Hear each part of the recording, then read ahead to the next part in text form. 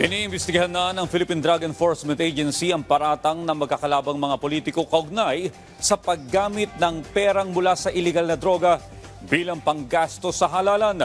Yan ang ulat ni Joshua Garcia. Kasabay ng pagsisikap ng pamahalaan na tuluyang masugpo ang iligal na droga, libo-libong barangay sa buong bansa ang naideklara na bilang drug-free community. Ang total number of drug-cleared barangays ay 29,390. So malaking numero po ito dahil ang natitira na lang po na drug-affected barangays ay 6,113. Ayon kay BIDEA spokesperson Attorney Joseph Calulut, karamihan sa mga naideklara na drug-cleared ay ang mga barangay sa Metro Manila.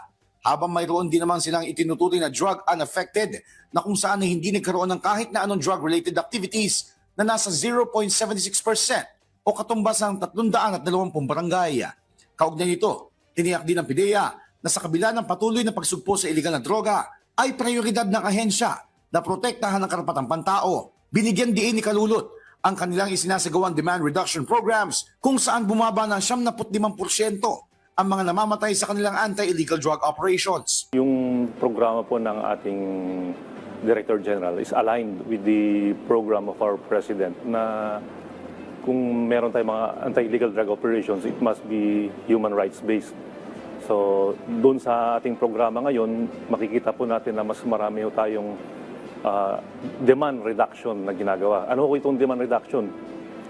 Ito po yung preventive measures na ginagawa po ng ahensya para yung mga mamamayan lumihis sa paggamit po ng illegal na droga. Joshua Garcia para sa Pambansang TV sa Bagong Pilipinas.